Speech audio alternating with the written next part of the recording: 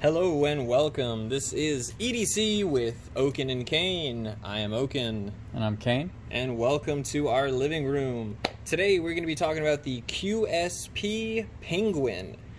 This little guy right here. And this is the box it comes in. And this variant is the D2 blade with the blue Jean Micarta handle. And so I'll pop it open here. And we'll take a look at what you get inside. You get this fancy little card there, which actually breaks down all the specs. Yeah, so that's pretty nice. And I think it's, just kind of a little warranty card there. You got some foam and all that jazz. And you've got the knife itself, which is most likely what you were clicking on this video for, I'd say. But the QSP Penguin in blue Jean Micarta, they do have a brown Micarta and OD green Micarta as well. But yeah, so let's talk about the specs of this little guy. And so overall length is 7.125 inches. Blade length is 3.125 inches, so just a little over 3. Your edge length is at 2.875. And then measurements, we got this around 22 thousandths behind the edge is kind of what I was consistently getting. Handle thickness is 0.46, so kind of right there about the little under the average. Handle length is 4.00 inches, so 4 inches right on the dot. Stock thickness is 0.12. And weight on this guy is 3.115 ounces. So relatively light. And the country of origin is China on it. But I really like this knife. Let's check it out with some friends. Here, Slicey Dice is gonna go do a live show. Let's get that out of the way. Check him out on his channel.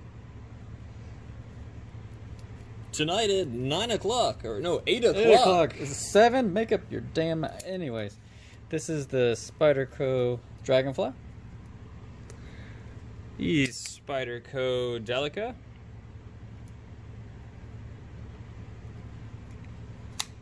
Rat Model 1. The CRKT Poop Knife. Spyderco Smock. Spyderco PM2. Microtech SOCOM Elite. Spyderco Para 3. What else you got? I think this is a good comparison, just because these have some real similar lines. But the SOG Terminus XR. I'm just going to hold those up real quick. But yeah, real similar handle shapes. And yeah, that you might see that as a living room brawl in some capacity, or probably the D2 model. Yep. And a Milwaukee Fastback.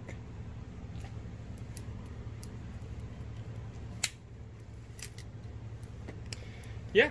I think that's it. And that's it. I was going to try and do some others, but you know, that's good enough. You guys know the size of it. You guys get it. So let's talk about the blade a little bit. So this is coming in D2 steel. And that is obviously a beautiful Wharncliffe shape there, with a nice satin grind, or a nice satin finish. But wipe it off just to, so you can get the full experience. The full effect. Real nice. Now it is set up to where you do have that little bit of a nub there, so you can't necessarily use it as a Wharncliffe like fully down on the cutting surface. You will kind of hit that bump, but for a majority of your utility tasks, it's gonna do fantastic. So really like that blade, and you know, I'm a bit of a sucker for a Wharncliffe anytime.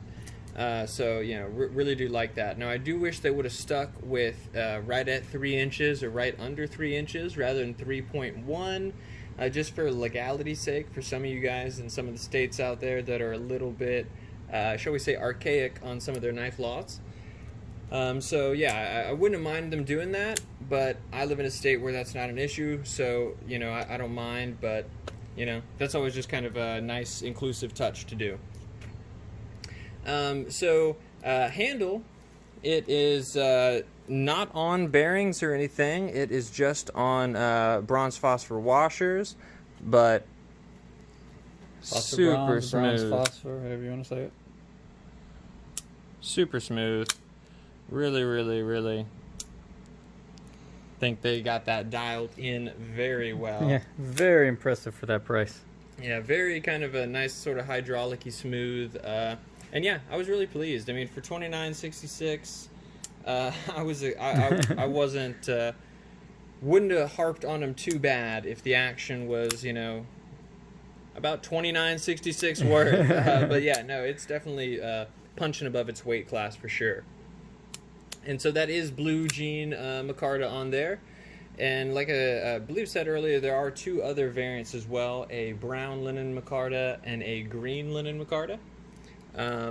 Really, really love that. I love that here in 2019 and 2020, we've seen a lot more micarta on just a way broader spectrum of knives. So I'm loving to see that. And that is, of course, a good old liner lock. And Ergos for me were pretty good.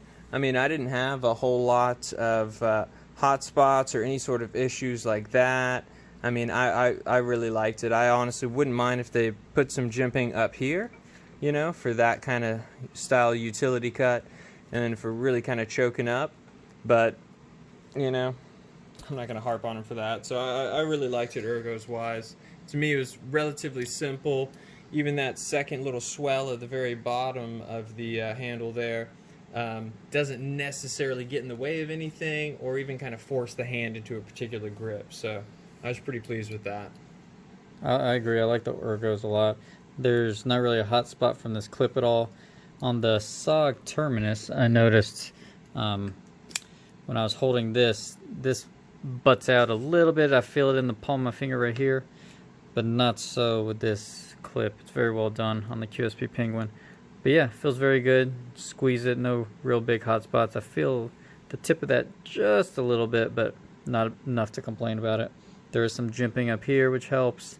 But yeah, feels really good in the hand. The other thing, or next thing is the clip, which is kind of interesting how they did it. They did do it to where it mounts up here. So you see that little cutout for it if you were to swap it to left-hand carry. And so it has it to where your actual, where the clip mounts is underneath the micarta scale. So I do think that's kind of nice to have it completely recessed in. I don't even think recessed would be the proper term at that point. But I do like that, but I wish they would have just gone the extra step and recessed those screws. And then it would have just been absolutely perfect. But, you know, relatively simple deep carry clip. It's nothing necessarily fancy, but I like it. It functions great. You got good retention. So no complaints there. Hardware, you are looking at T6 on the body and clip screws and T8 for the pivot. So pretty standard. Yep. And can't get the focus. There we go. I mean, it could be a tad bit thinner in the pocket, but I mean, you know, it really wasn't too bad for me at all. You have plenty of space to get your hand by everything. I meant more thinner the other way. Boop. So it is a tad bit wide right here, you know, but really not anything that's much of an issue. I felt it kind of tucks it away in the corner of your pocket pretty well, so it wasn't an issue for me. But yeah. I like that this comes out more on the right side because when I am carrying it, that's pushed to the right, so I can still get my finger and my hand past this easy other side over here. And of course, it not being a flipper and having no flipper tab, even more conducive to getting in the pocket. And we'll pull out the pocket simulator here. And notice, yeah, you got the thing completely hidden in there. So classic looking. Yep, very, very deep carry. Super deep. All right. So next is design and execution. So when it came in, It was pretty nice. I mean, it was well centered. It's a little bit harder to see because of the way that curves, but if you turn it down right there, you can kind of see. So it came pretty good centered. Lockup was nice on it, so really didn't have any sort of kind of QC issues there. Now the micarta, and this is something that, you know, it's kind of hard to get around when you're working with a material like this, but the micarta was a little bit darker up here and a little bit lighter back here, just on this one side. Now, if you've noticed, that is all just kind of worked its way out. Now, this being a material that does absorb a lot of hand oils and sweat and all of that, you will notice some kind of coloration changes in almost any type of micarta. But this evened out real quickly and looks pretty good. So yeah, design and execution, I'm 100% on board with that. I really liked the design and felt like it was executed way above its price class. Yeah, I agree. I think it's excellent for the price. $29.66. That's amazing. D2 steel, micarta, deep carry clip, and the action. I mean, it's so smooth. It's amazing. It definitely punches above its price category. And you know, it's very easy to deploy. Thumb stud. You can spidey flick it extremely easily. So I really like it. And so that really, yeah, I mean, that pretty much covers value, because I mean, guys, for $30, I mean, there is not a whole lot else out there that is doing something like this, even the extra step of micarta. So let's say that you have tons of FRN, tons of G10, and you just are not sure how you feel about micarta. This is a good knife to be able to try out some decent micarta and see how you like it grip-wise, looks-wise, and yeah, potentially kind of sway an option of, oh yeah, I might try and get this other more expensive knife in a micarta variant because, you know, I enjoyed it so much on this little Penguin here. Yeah, and you know, similar knives like the Rat Model 1 and 2, you stepping up to the D2 blade, you're getting into, you know, closer to the $45, $50 range. So to have D2, micarta, and everything at this price, I mean, yeah, it's very hard to beat.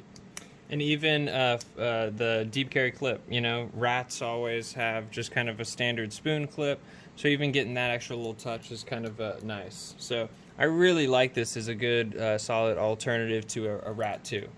Yep. But, so yeah, I mean, would we buy it again? Yes. Absolutely, yes. definitely. I'm probably going to buy the brown and the green one, because I got serious problems.